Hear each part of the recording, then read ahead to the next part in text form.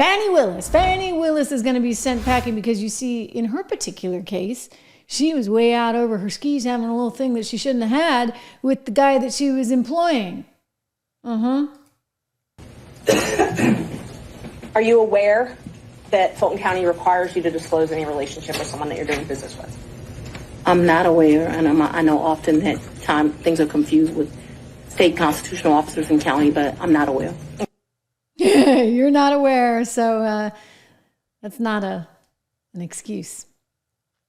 As a result of her indiscretion, shall we call it, which all came out because the guy's in the middle of a divorce and, you know, his scorned ex-wife comes forward with all the documentation, the cell phone records, and this, that, and the other. And it turns out Fanny and Wade were having a little thingamajig on the side, which actually would be in violation of everything, which would mean her entire team would have to be dissolved, which means they'd have to go out and get a new one. So while that case is going on, everything's stalled down there in Georgia. But let me remind you, someone won this, and they won it big.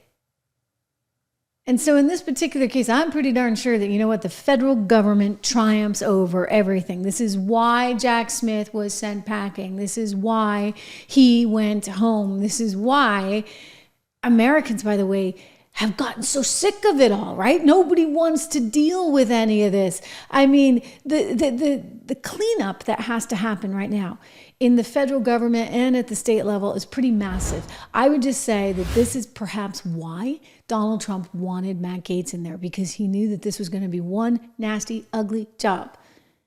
Now, on the one hand, it's not nice to have retribution. And he's actually not really about retribution. Howie Kurtz asked him this a few weeks ago on his Fox show, and he said, look, I don't want retribution. That's what they did against me. And I asked him specifically myself, when he was in office, why he didn't go after Hillary Clinton. And again, he made the point that that's not really who we are. That's not what we want to be. We're not a Latin American dictatorship, etc.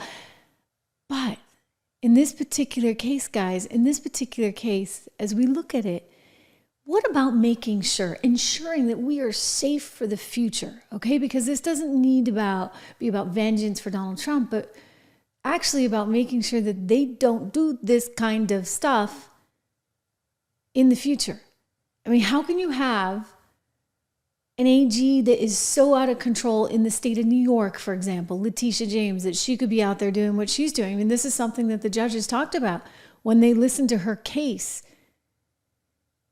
The appeals court, the Court of Appeals is like, whoa, why does she have this much power? Like, how is this actually happening? Because this is actually sort of scary. And what we need is to protect against this in the future. We don't need rabid prosecutors trying to destroy political opponents. That's not what the United States of America does. Absolutely not. And so this issue came up on Fox. Trey Gowdy was responding, and clearly he did not hear the question. We're going to give him the benefit of the doubt and say, okay, Trey, you didn't hear the question. I want you to hear what Bill Hemmer said to him and how Trey responds, because it's not the right response. This is not about vindication. This is not about, okay, I'm going to put you in the slammer because you were trying to do the same thing to me. This is about making sure that whoever's in power doesn't get drunk with power, for goodness sakes, like the left did, trying to slam every single lawsuit against an opponent.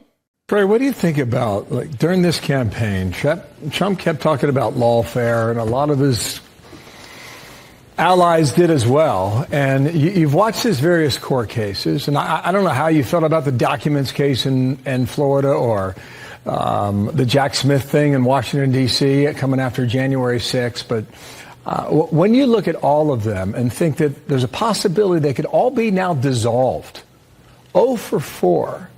I mean, you're a man of the law. That's your profession. What do you think of how this went? Do not use the justice system as a weapon.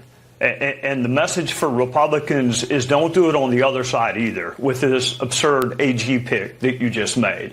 The justice is different. It is a combination of policy, law, and also morality. You do not use our justice system as a political weapon. Voters rejected it in November, and they're going to reject it if Republicans try to do it also. Some things rise above the den. The justice system is one of those things.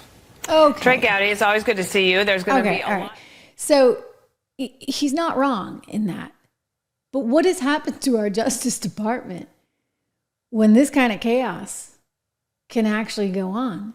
When you can bring 4 different state lawsuits like this that don't have any kind of merit and they keep getting turned down at every corner. Or, for example, the federal cases, 2 of them, 2 federal cases against Donald Trump, and those 2 were getting turned down at every corner. I mean, wow. I mean, let me just say, like, he's pretty squeaky clean because, they're digging up anything they can get and they still can't get anything to stick.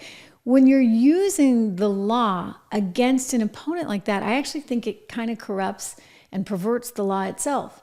So that's what we need to actually get back to.